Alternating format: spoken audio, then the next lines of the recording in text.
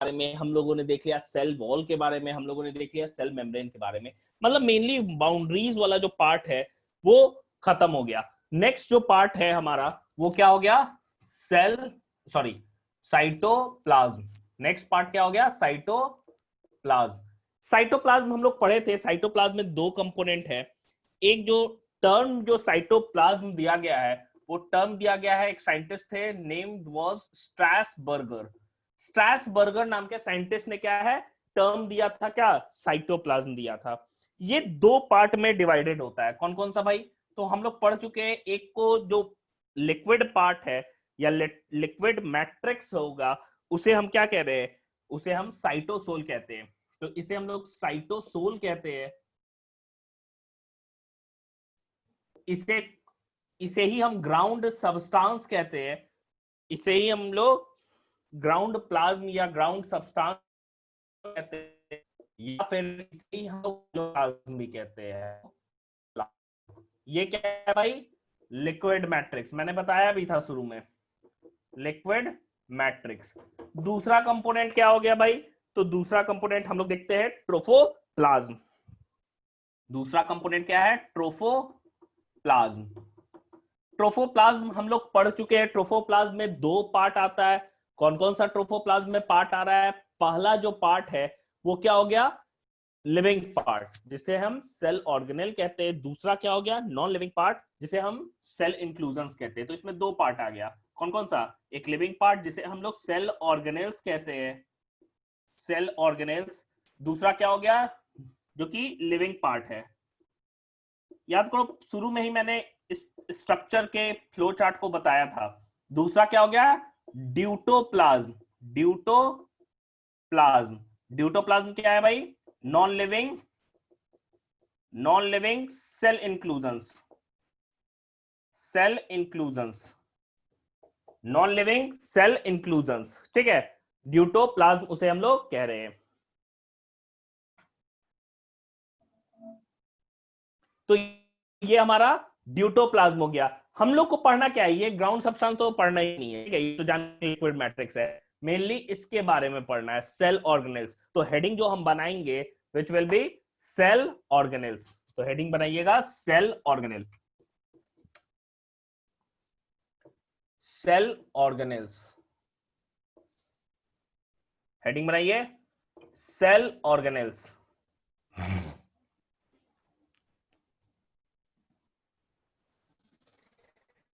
हम लोग कहते किसको है, तो ये परमानेंटली मेटाबॉलिकली एक्टिव होता है, हमेशा एक्टिव स्टेज में होता है, कोई ना कोई काम कर रहा ही होता है 24 घंटा। ऐसा कोई नहीं है कि ये काम नहीं करेगा, ये 24 घंटा क्या होता है, काम करते रहता है, परमानेंटली एक्टिव स्टेज में रहता है।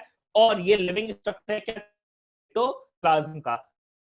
हम अगर डिफाइन करने की बात आती है कि सेल ऑर्गेनेल को डिफाइन कैसे करेंगे, तो हम डिफाइन कर सकते हैं इसे permanent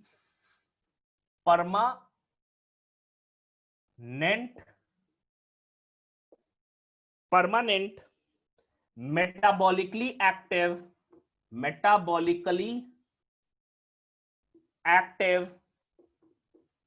permanent metabolically active and living structures of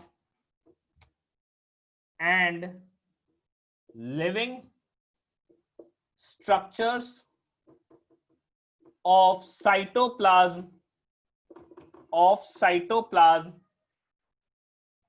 इसको हम लोग डिफाइन कर सकते हैं।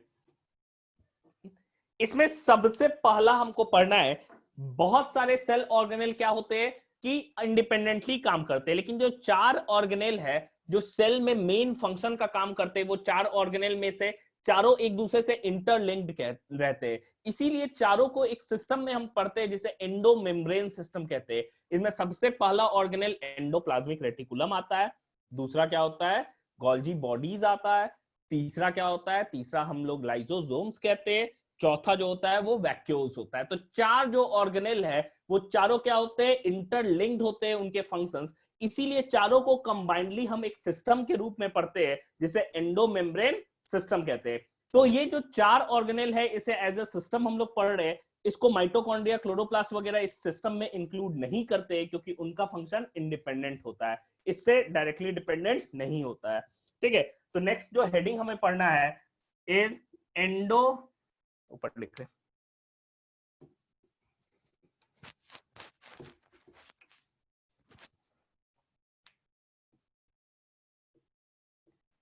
एंडोमेम्ब्रेन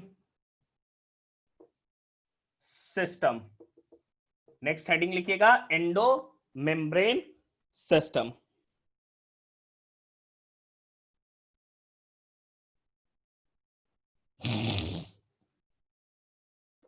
लिखिएगा फर्स्ट पॉइंट इसमें, while each of the organelles have distinct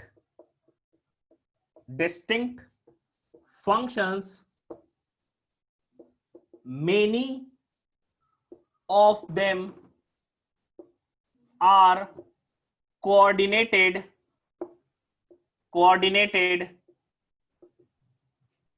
to form endomembrane system. Endomembrane system मतलब कहने का मतलब है बहुत सारे ऑर्गेनेल जो होते हैं इंडिपेंडेंट काम करते हैं, जैसे माइटोकॉन्ड्रिया हो गया, प्लास्टिड हो गया, ठीक है, ये सब इंडिपेंडेंटली काम कर रहे हैं, लेकिन कुछ जो है आपस में कंबाइन करके क्या कर रहे हैं कि वो एक सिस्टम के काम, एंडोमेम्ब्रेन सिस्टम कहते हैं।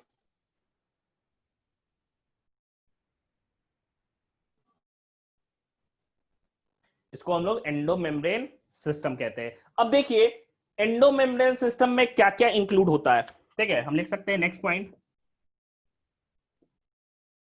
एंडोमेम्ब्रेन सिस्टम इंक्लूड एंडोप्लाज्मिक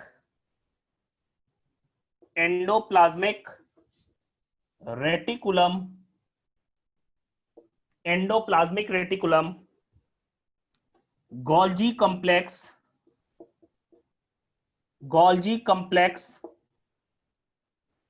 फिर उसके बाद क्या होगा, गोल्जी कॉम्प्लेक्स के बाद lysosomes and vacuoles, lysosomes and vacuoles, lysosomes and vacuoles. अब एक एक करके हम पहले चारों को पढ़ लेंगे, फिर उसके बाद से हम माइटोकॉन्ड्रिया, क्लोरोप्लास्ट वगैरह को पढ़ेंगे, ठीक है।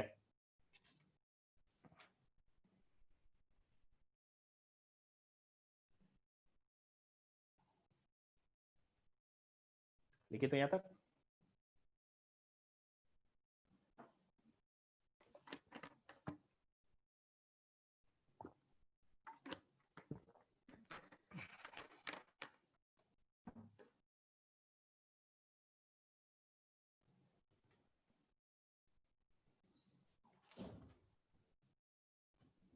हो गया, मिटा रहे। अब पहला हम ऑर्गेनेल का हेडिंग बना लेंगे, एक एक करके ऑर्गेनेल पढ़ेंगे, ठीक है। सबसे पहला हेडिंग के ही रूप में पढ़ते हैं, ऑर्गेनेल में नंबरिंग कर लेंगे, ठीक है। फर्स्ट ऑर्गेनेल क्या हो गया, एंडोप्लाज्मिक रेटिकुलम, एंडोप्लाज्मिक रेटिकुलम।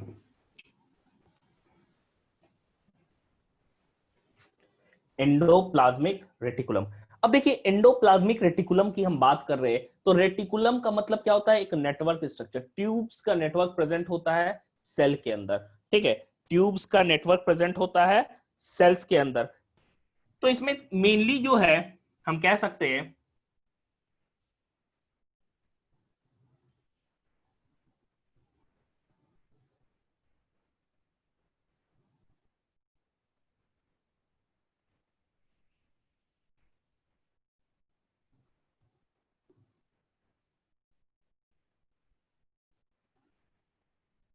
ये ऐसा ट्यूबुलर नेटवर्क प्रेजेंट होता है फ्लैटेंड ट्यूब्स के रूप में, जिसे हम सिस्टर्नी कहते हैं, फ्लैटेंड ट्यूब्स के रूप में ये प्रेजेंट होता है, ठीक है, ऐसा फ्लैटेंड ट्यूब्स के रूप में प्रेजेंट होता है,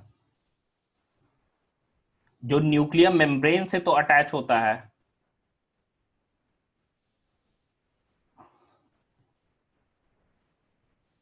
ठीक है, फ्लैटेंड ट्यूब्स के रूप में प्रेजेंट होता है, जो न्यूक्लियर मेम्ब्रेन से अटैच होता है, ऐसे अटैच है ये, ठीक है, इससे भी अटैच है, आपस में ये इंटरकनेक्टेड होता है। फिर इस साइड बना ले रहे। अब अगेन ये एंडोप्लाज्मिक रेटिकुलम जो है, ये दो तरह का हमको देखने को मिलता है on the basis of attachment of ribosomes. ठीक है,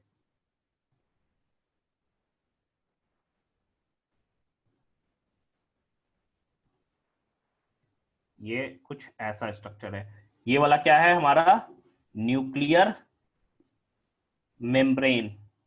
ठीक है, न्यूक्लियर मेम्ब्रेन, न्यूक्लियर मेम्ब्रेन से वो अटैच होता है, कुछ ऐसा स्ट्रक्चर हमको नजर आता है। अब देखिए इसमें कुछ पार्टिकल्स प्रेजेंट है, ठीक है, कुछ स्टडेड पार्टिकल्स रहते हैं, ग्रैन्यूल्स के रूप में प्रेजेंट होते हैं, और इस ग्रैन्यूल्स के कारण, इस ग्रैन्यूल्स के कारण ये क्या होता है, कैसा दिख रहा है हमको कि स्टडेड दिखता है। ठीक है, मतलब कि खुरदरा टाइप का दिखेगा, खुरदरा टाइप का दिखेगा।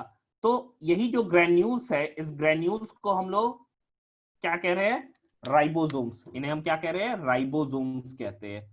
और राइबोसोम्स के अटैचमेंट और या हम कह सकते हैं प्रेजेंस और एब्सेंस के हिसाब से दो तरह का एंडोप्लाज्मिक रेटिकुलम होता है।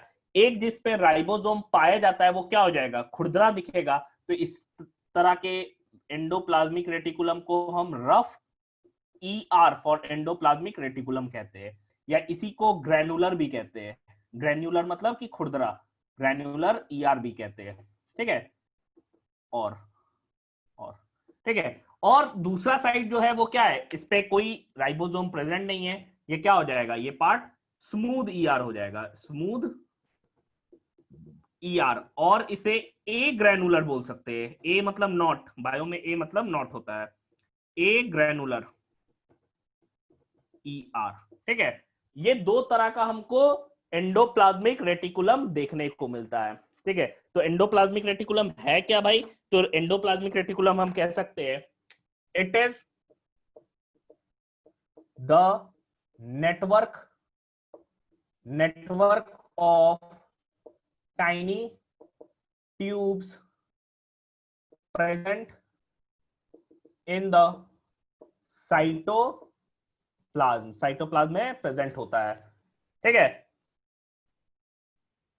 दो तरह का होता है, टाइप तो हम लोग देख लिए क्या, स्मूथ और रफ, ये फिगर में ही क्लियर है। फंक्शन की हम बात कर लेते हैं। ठीक है, फंक्शन बात करते हैं तो सबसे पहला फंक्शन क्या होगा, ये एक तरह का क्या कर रहा है, ट्यूब का नेटवर्क फैला हुआ है, तो सेल में पिलर का काम कर रहा है। घर में ढेर सारा पिलर हम बना देते हैं तो क्या होगा, स्ट्रॉन्ग करेगा, मैकेनिकल सपोर्ट देगा, या हम कह सकते हैं सेल को स्ट्रक्चरल फ्रेमवर्क देता है। इट प्रोवाइड स्ट्रक्चरल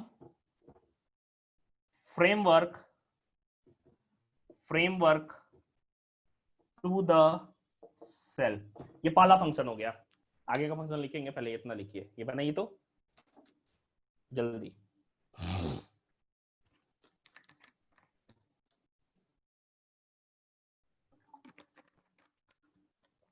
समझ में आ रहा है ना, कि समझ में दिक्कत है, हो गया अगम में, बहुत अच्छे।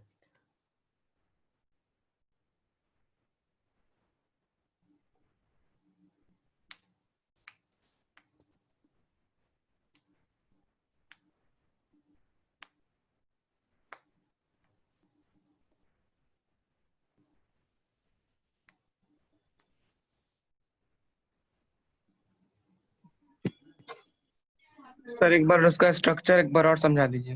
हाँ बनाइए ना, इसको हम समझाते हैं।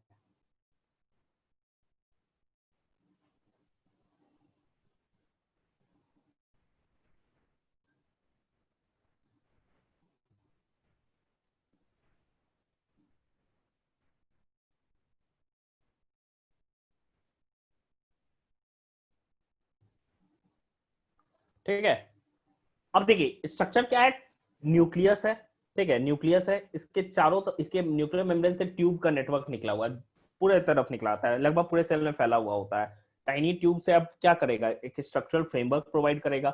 दूसरा चीज क्या है, क्योंकि अब इसके स्ट्रक्चर पे राइबोसोम नाम का पार्टिकल अटैच होता है। राइबोसोम क्या करता है वो बाद में हम देखेंगे, यहां समझिए कि राइबोसोम मेनली प्रोटीन बनाने का काम करता है, इसीलिए प्रोटीन फैक्ट्री भी हम लोग कहते हैं, या प्रोटीन सिंथेसिस का मशीनरी भी कहते हैं इसको। तो राइबोसोम के प्रेजेंस और एब्सेंस के कारण, ठीक है, राइबोसोम और के प्रेजेंस और एब्सेंस के कारण क्या है, इसे हम लोग क्लासिफाई किए हैं दो टाइप में। जिसपे राइबोसोम पाया जाता है उसे रफ ईआर या ग्रैनुलर ईआर कहते हैं। दूसरा क्या हो गया, जिसपे नहीं पाया जाता है वो क्या होगा, स्टडेड नहीं है तो कोई वो क्या होगा, स्मूथ टेक्सचर है उसका, तो उसे स्मूथ ईआर और ए ग्रैनुलर ईआर हम कहते हैं। अब दूसरा चीज देखिए, अब ये टाइनी ट्यूब्स का जब नेटवर्क बना हुआ है सेल के अंदर, तो जाहिर सी बात है उसको क्या करेगा, एक स्ट्रक्चरल सपोर्ट या फ्रेमवर्क भी प्रोवाइड करता है। ये पहला फंक्शन था। दूसरा फंक्शन, हम दूसरे फंक्शन की बात कर रहे हैं, ठीक है, लिखते हैं। सेकंड फंक्शन मैं लिख रहा हूं। अगर हम सेकंड फंक्शन की बात करें, तो ये जो रफ ईआर है हम इसे आर ई आर बोल सकते हैं। आर ई आर सिंथेसाइजेज, सिंथेसाइजेज क्या बनाएगा, प्रोटीन। क्यों भाई, क्योंकि उस पे क्या प्रेजेंट है, as it has ribosomes, ribosomes on it, as it has ribosomes on it. Smooth वाला क्या बनाता है, स्मूथ वाला लिपिड सब्सटेंस बनाता है, ठीक है। जितने तरह के फैटी सब्सटेंस है वो कौन बना रहा है, ये बना रहा है। हम लिख सकते हैं SCR synthesize, synthesizes materials of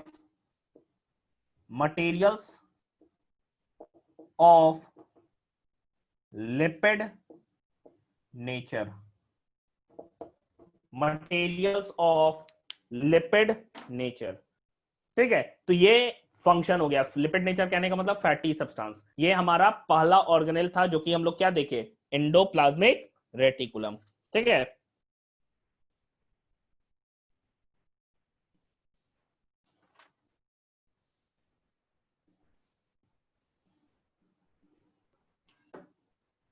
लिखिए तो इसका फंक्शन।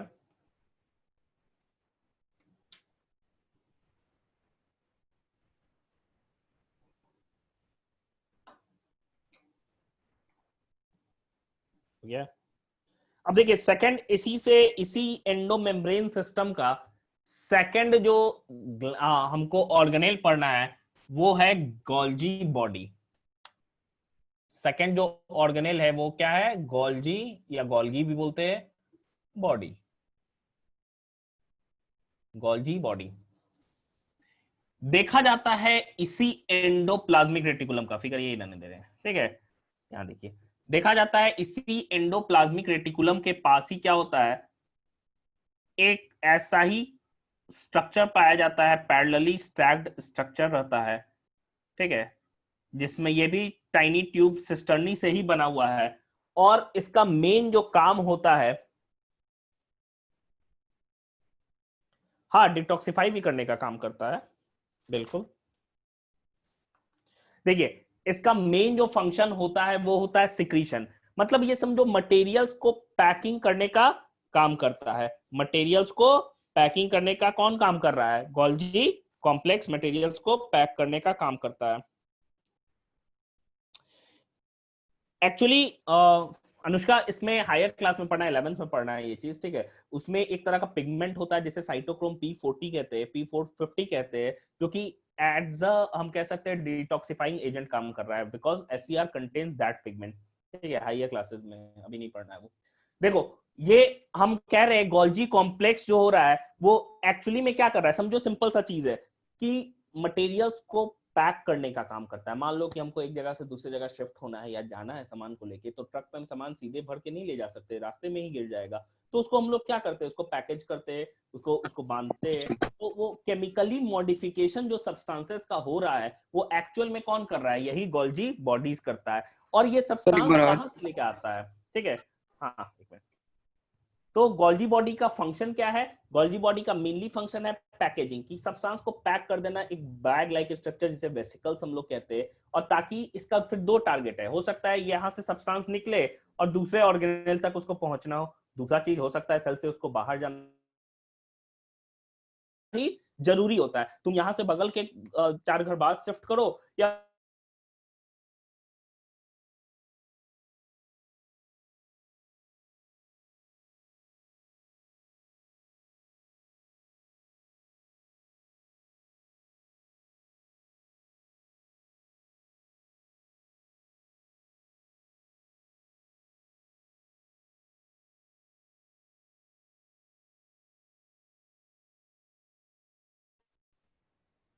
ठीक है, तो ये क्या हो गया, ये हमारा गोल्जी कॉम्प्लेक्स हो रहा है। इट इज ऑल्सो, हाँ प्लांट्स में डिक्टायोसोम्स हम लोग इसे बोलते हैं, मैं बता रहा हूँ अभी, बहुत सारी चीजें, इसका बहुत सारा नाम होता है। सर एक तो बार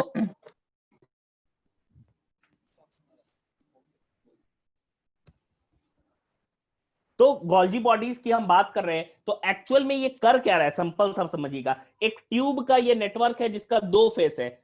एक है जो इस साइड है जो बल्जिंग फेस है, जिसे कन्वेक्स फेस कहते हैं, ये कनकेव फेस होता है। तो कनकेव फेस बाहर की तरफ रहता है, और कन्वेक्स वाला किधर होता है, न्यूक्लियस के टुवर्ड्स या सेंटर के टुवर्ड्स रहता है। अब आप देखो वो फंक्शन क्या कर रहा है, तो वो सब्सटेंसेस लेने का फंक्शन करता है। कहां से सब्सटेंस मिल रहा है, मतलब कौन सा सब्सटेंस को उसको पैकेज करना है, तो जो भी सब्सटेंसेस को पैकेज उसको करना होता है वो ईआर से लेता है। इसीलिए ये ईआर के क्लोज एसोसिएशन में पाया जाता है। क्या ये बात हमको समझ में आई?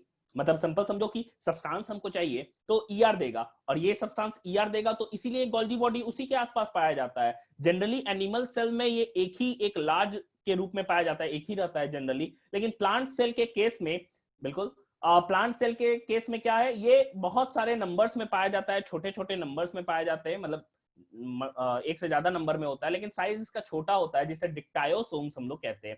तो बात कर रहे हैं हम गोल्जी बॉडीज की। सबसे पहले साइंटिस्ट जो थे कैमिलो गोल्गी नाम के, उन्होंने ही इस स्ट्रक्चर को डिस्कवर किया था। ठीक है, हम लिख सकते हैं डिस्कवर्ड बाय कैमिलो गोल्गी 1898 में। डिस्कवर्ड बाय कैमिलो गोल्गी 1898 में। In plants it is small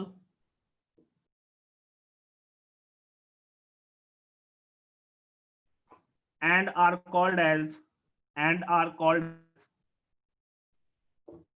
dictyosomes.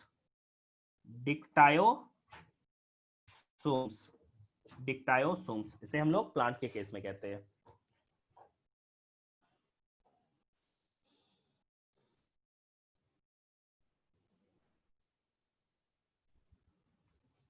ठीक है, इसको मिटा दे, इसका फिगर बनाइएगा गोल्जी बॉडीज का।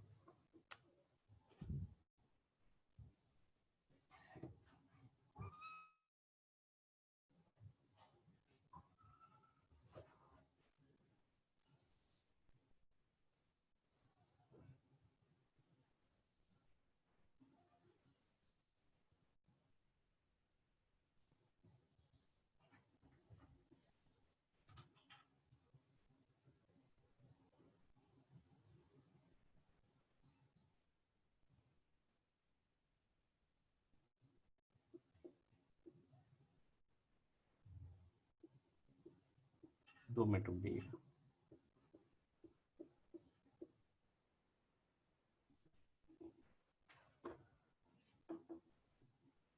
देखो इसका दो फेस होता है।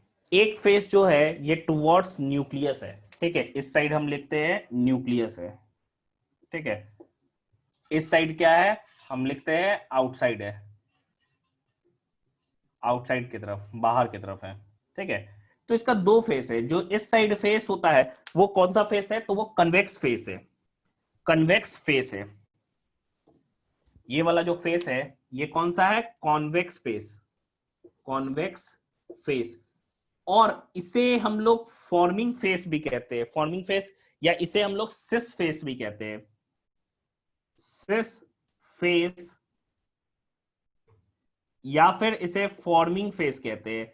फॉर्मिंग फेस कहने का मतलब क्या हो गया, कि यहां पे वो सब्सटेंस आके इससे फ्यूज करेगा। एंडोप्लाज्मिक रेटिकुलम से ये सब्सटेंस आया, यहां फ्यूज किया, फिर अंदर जाके उसका केमिकल मॉडिफिकेशन होगा, और यहां से एक मैच्योर वेसिकल के रूप में बाहर निकलेगा। अब इसके पास जो टारगेट है, या तो कोई दूसरे ऑर्गेनल के पास हो जाएगा, या तो वो सेल से बाहर चला जाएगा। क्या ये बात समझ में आई?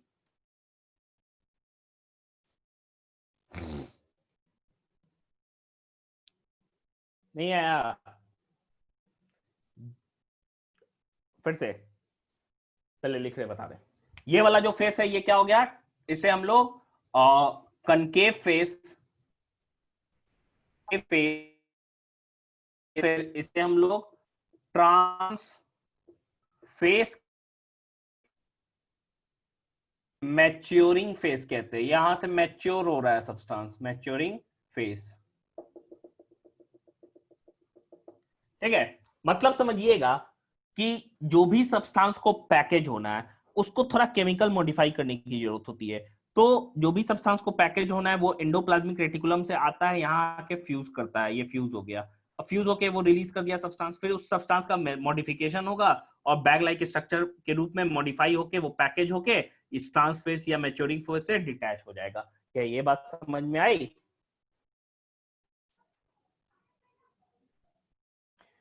Ayush, Abdullah, yes sir. ठीक है।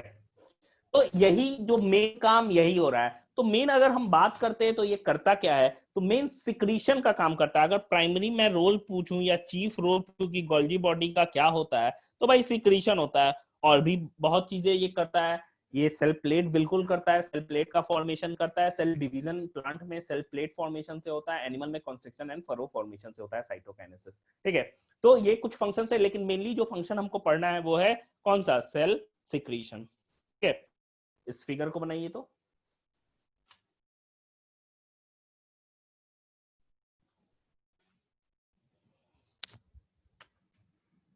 और फंक्शंस इसका लिखिए।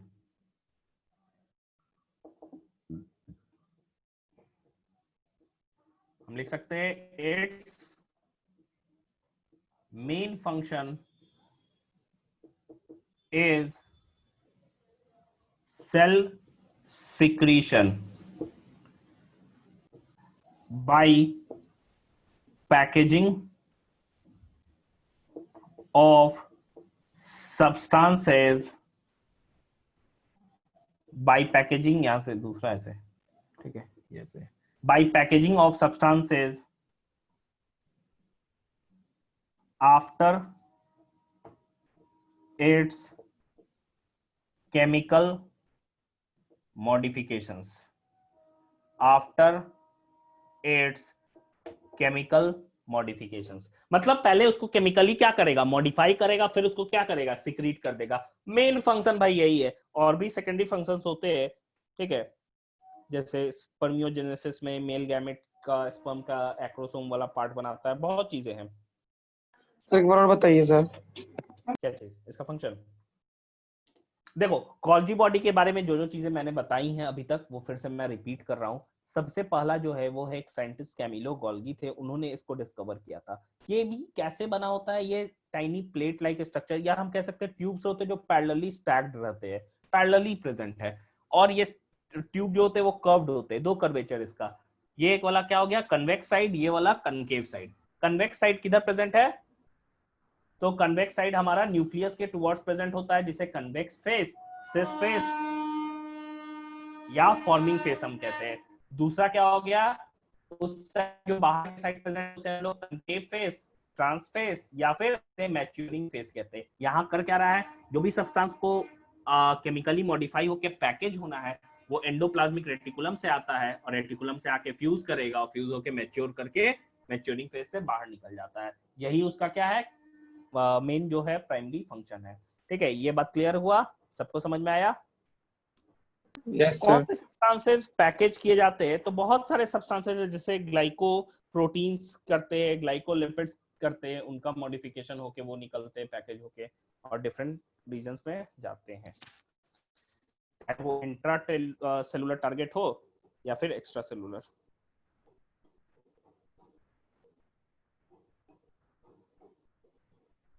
लिखिए तो फंक्शन हो गया, सारे लोग लिख लिए? No sir.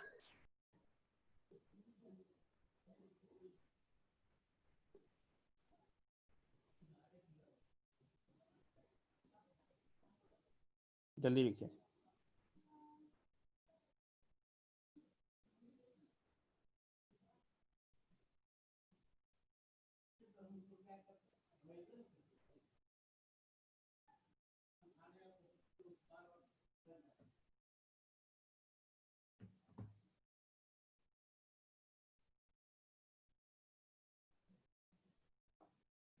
Done sir. हो गया। चलिए देखिए, तो ये हमारा दूसरा ऑर्गेनेल भी हो गया। थर्ड ऑर्गेनेल की हम बात कर रहे हैं। कौन सा ऑर्गेनेल हो गया? तीसरे ऑर्गेनेल की हम बात कर रहे हैं। तो थर्ड ऑर्गेनेल हमारा क्या था? लाइजोसोम्स। लाइजोसोम्स।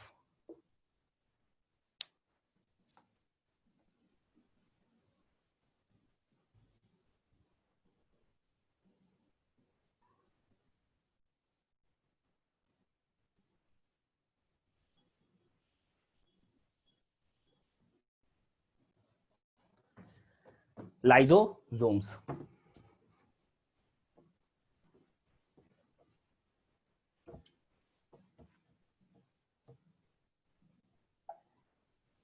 अब देखिए, लाइजोसोम्स की मैं बात करूं, लाइजोसोम्स है क्या भाई?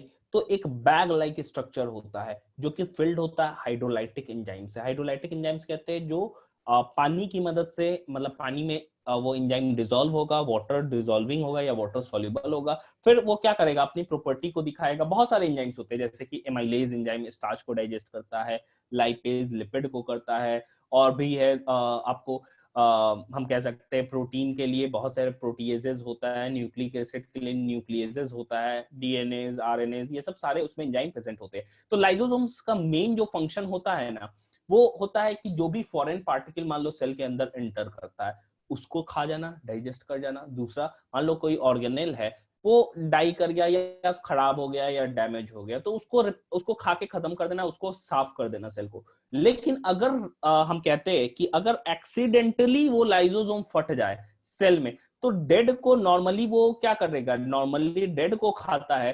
लेकिन अगर एक्सीडेंटली फट जाता है तो वो क्या होता है, लिविंग जो सेल ऑर्गेनेल है उनको भी डाइजेस्ट कर जाता है। इसीलिए उनको बहुत सही, अगर में उसे हम लोग क्या कहते हैं, सुसाइडल बैग्स भी कहते हैं। तो लाइसोसोम्स की हम बात करें तो हम लोग कह सकते हैं bag, sorry, bag like structures, bag like structures fit। Cell कोई डैमेज होता है? क्या चीज? सेल इससे डैमेज नहीं होता है। सेल का इसका नॉर्मल काम है सेल को साफ सुथरा रखना, क्लीन करके रखना। लेकिन अगर ये फट जाए, ठीक है, फट जाए, तब ये सेल के लिए क्या हो जाएगा, फेटल हो जाएगा, कि उसी को खा जाएगा। तो bag like structures filled with hydrolytic enzymes, hydrolytic enzymes such as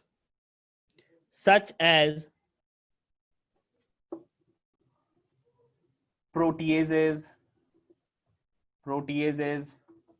lipases, nucleases, etc. Bag-like structures filled with hydrolytic enzymes such as proteases, which normally ingest worn out or damaged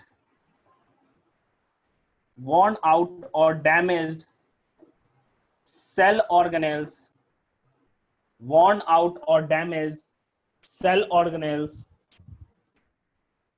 worn out or damaged cell organelles,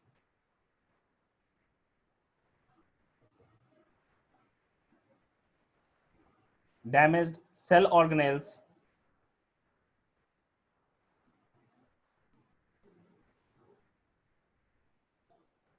and help in cleaning of cell।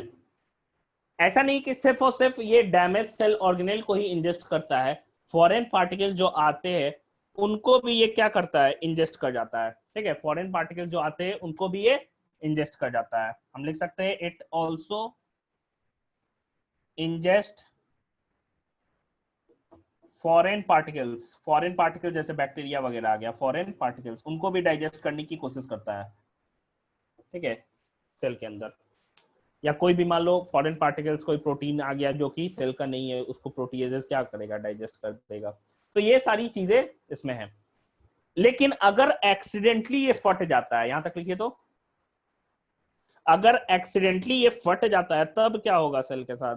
तब तो भाई बहुत बुरा हो जाएगा। क्यों? क्योंकि ये नॉर्मली तो डेड सेल को डाइजेस्ट करता है, लेकिन ये क्या है, it has also has the capacity to digest living cell organelle, so it digest, and जब डाइजेस्ट कर जाएगा तो क्या होगा, सेल अल्टीमेटली डाई कर जाएगा। हम लिख सकते हैं if accidentally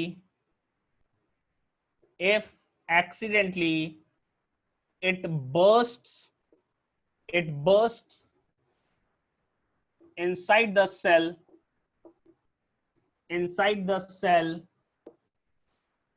if accidentally it bursts inside the cell, then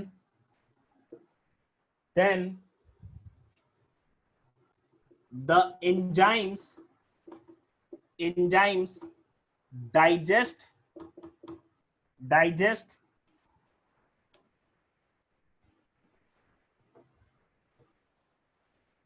the living cell organelles of the cell. So it is also known as, ये कई बार ना क्वेश्चन पूछा जाता है एग्जामिनेशन में, आपके कई बार क्वेश्चन पूछा जाता है इससे, काफी आसान क्वेश्चन है लेकिन हर बार पूछा भी जाता है। So it is also known as suicidal bags. So it is also known as suicidal bags. इसे हम लोग suicidal bags भी कहते हैं। हाँ बिल्कुल अनुष्का, ये सेल को एक्सटर्नल पैथोजन से भी बचा रहा है। तो नॉर्मली ये हेल्पफुल है, लेकिन एक्सीडेंटल अगर हो जाता है तो फिर वो डाइजेस्ट कर जाएगा।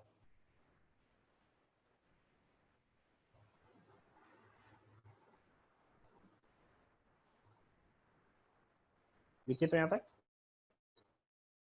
हमारा तीसरा हो गया।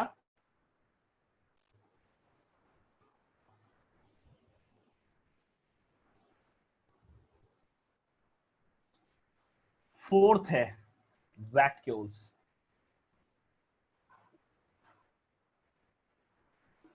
फोर्थ है वैक्यूल्स।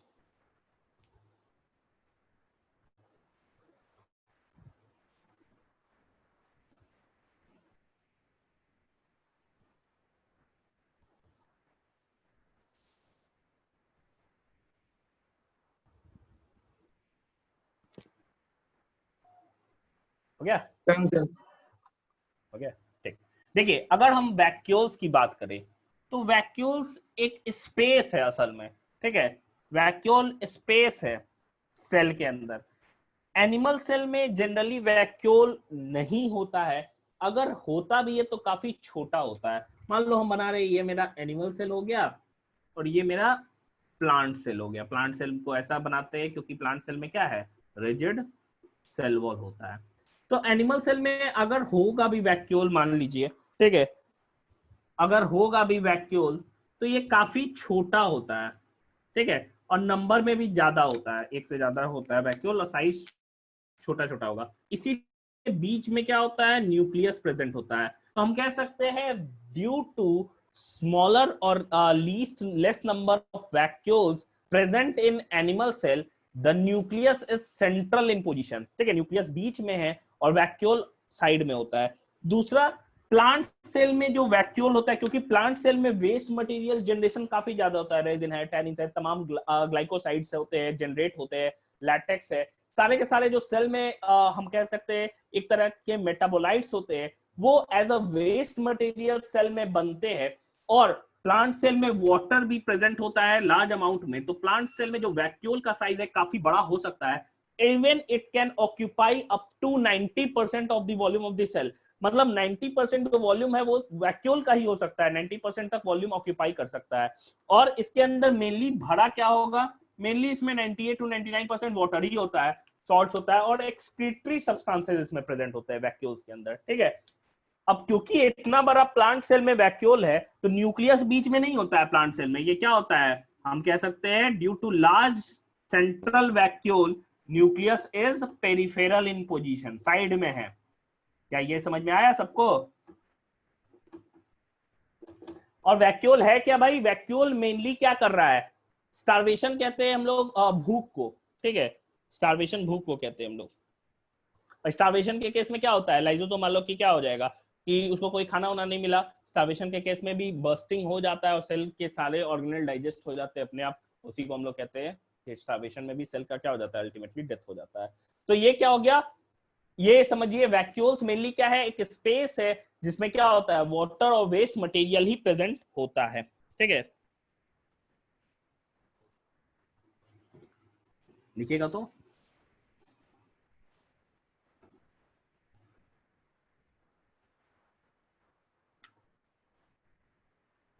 लिखिएगा, it is the membrane, vacuole के मेम्ब्रेन को वर्ड दिया गया है tonoplast, membrane bound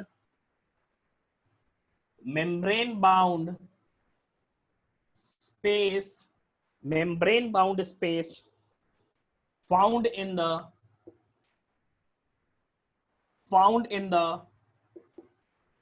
cytoplasm,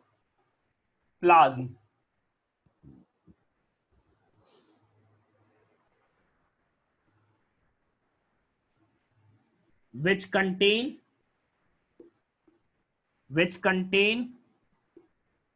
water,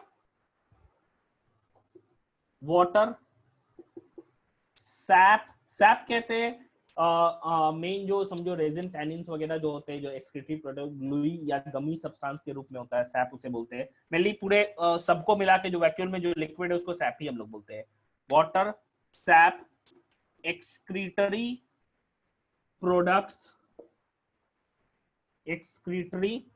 products and other materials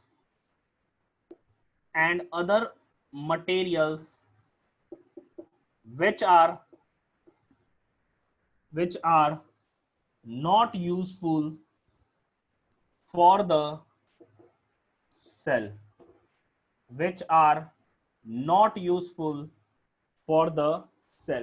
cell के लिए यूजफुल नहीं है।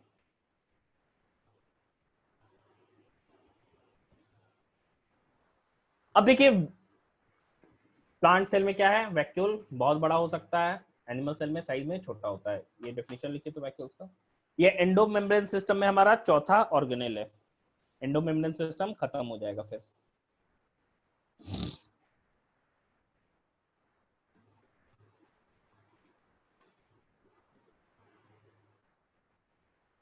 Done sir.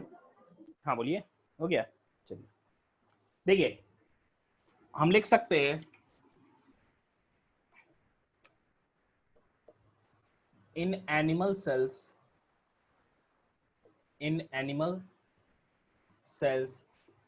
it is either absent or if present then it will be small, so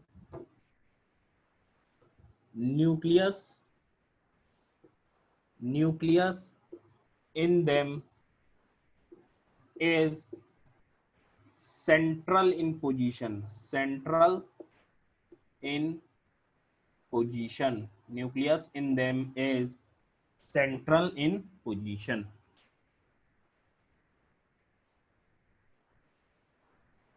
Next, while in plant cells it is large and can even occupy up to 90% volume of the cell. So nucleus in them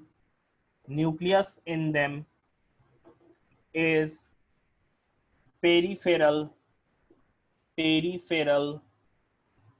in position and vacuole is said to be central. ठीक है, vacuole is said to be central. लिखिए तो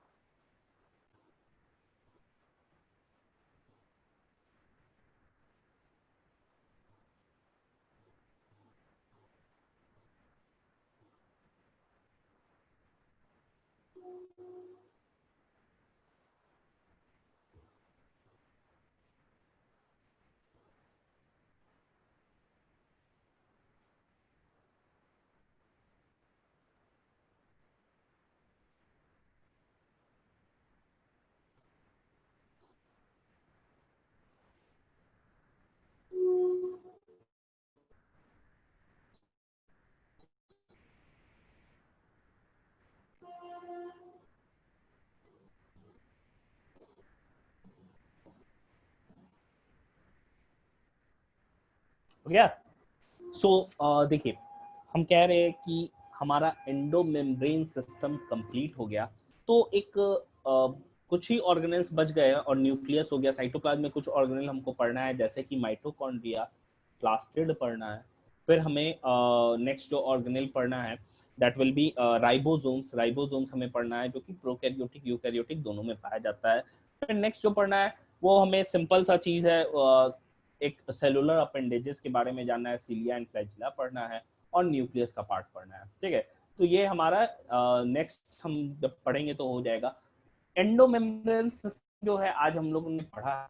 system मैं एक बार cell को review कर दे रहा हूं ताकि आपको एक कनेक्शन फील हो और रिवाइज हो जाए एक तरीके से। देखिए, सेल स्टार्ट किए थे तो हम लोगों ने पढ़ा था, सिंपल डेफिनेशन के बारे में पढ़ा था कि सेल जो है वो डेफिनेशन मेनली की स्ट्रक्चरल एंड फंक्शनल यूनिट है, क्यों होता है हम लोगों ने देख लिया था। फिर मैंने बताया कि कुछ हिस्ट्रीज हमें पढ़े हैं सेल से related, and it includes first name जो था वो रॉबर्ट हुक का था डेड सेल के बारे में, फिर लुएन हुक का था। फिर मैंने सेल थियरी के बारे में बताया था जिसमें 3 नाम आता है, स्लाइडेनसॉन ने फॉर्मुलेट किया था, लेकिन उन्होंने ओरिजिन नहीं बता पाया था, इस चीज को रुडोल्फ वर्चाउ ने बताया था। जल्दी जल्दी हो रहा है क्या कि ठीक है? ठीक है ना, ये जल्दी हो रहा है।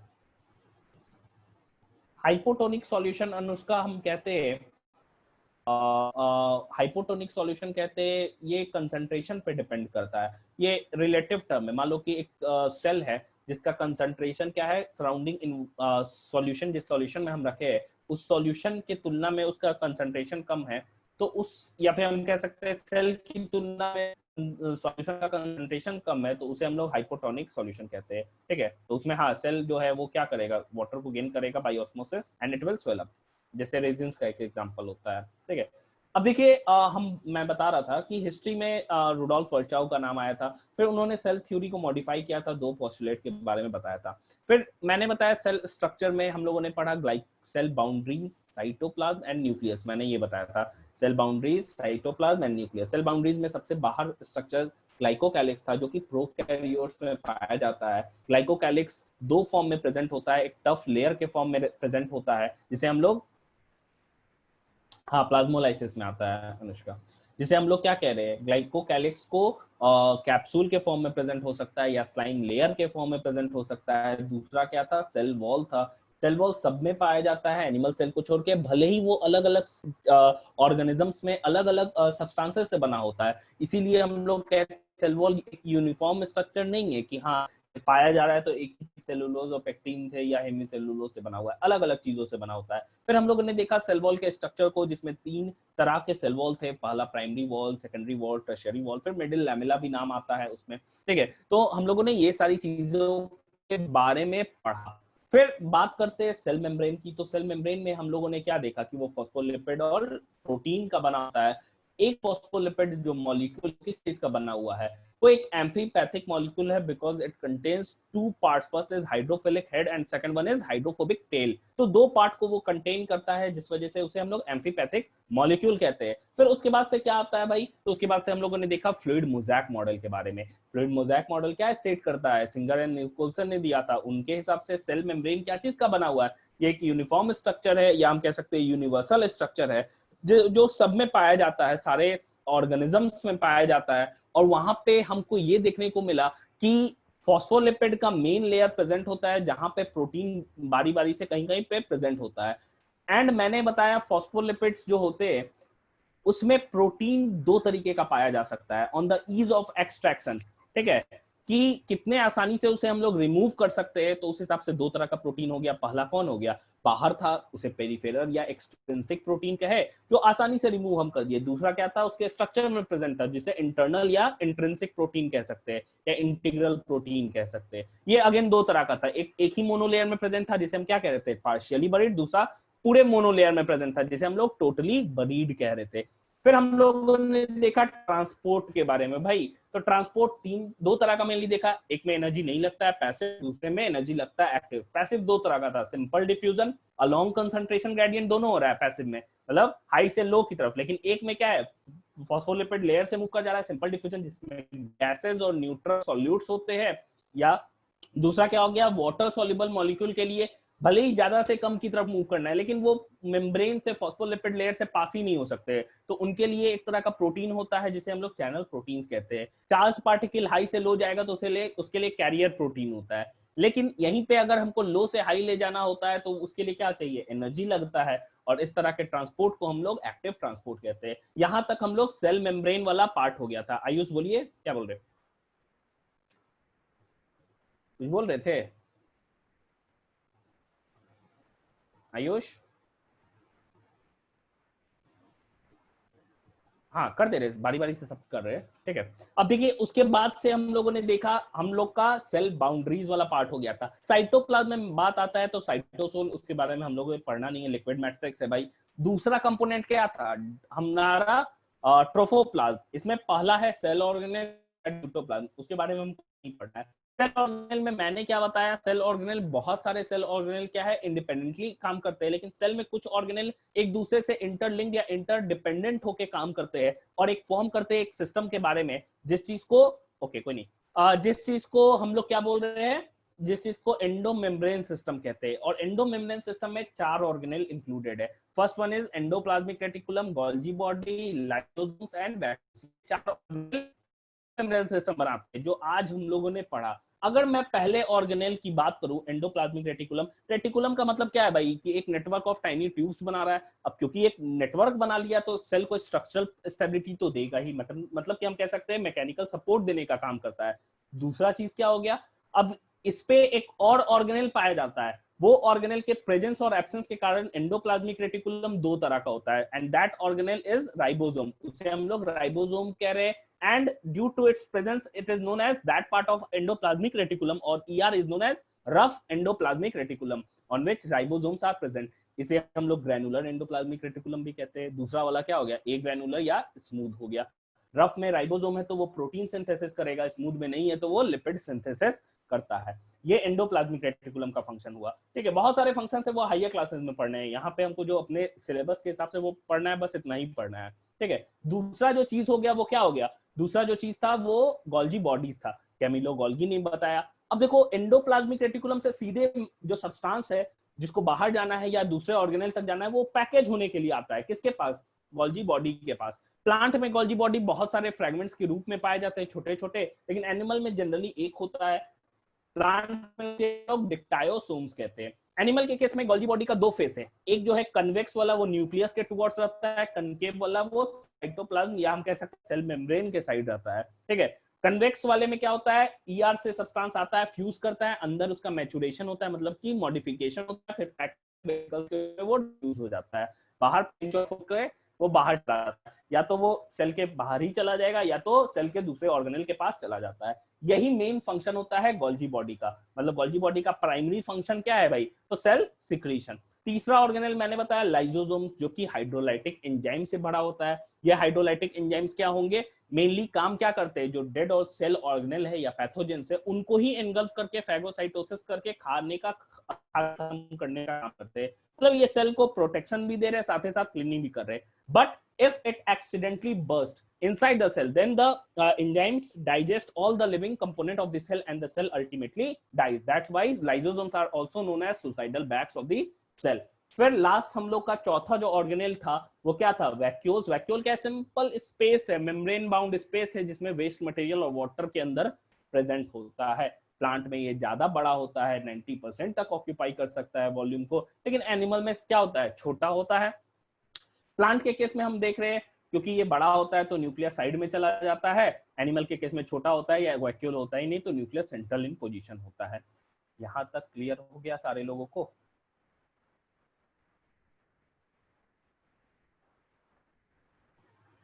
साइटोसोल में ही तो क्या है, लिक्विड पार्ट है ना, उसी में तो फूड प्रेजेंट है, तो नरिशमेंट तो देगा ही। बता तो दिए अब्दुल्ला गोल्जी बॉडी का फंक्शन।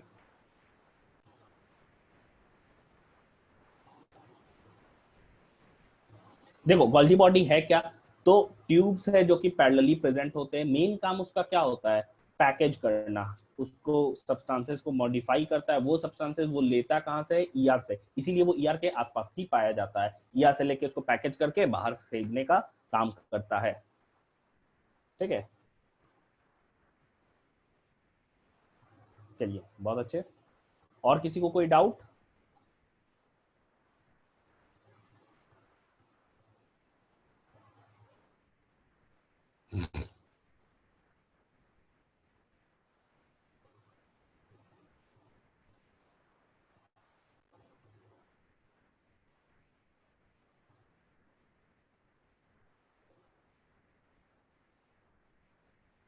हो गया?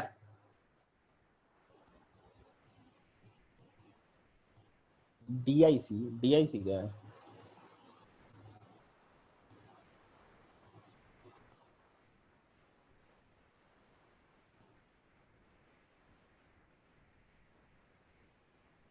डिक्टोकुटोसिस, ये क्या है?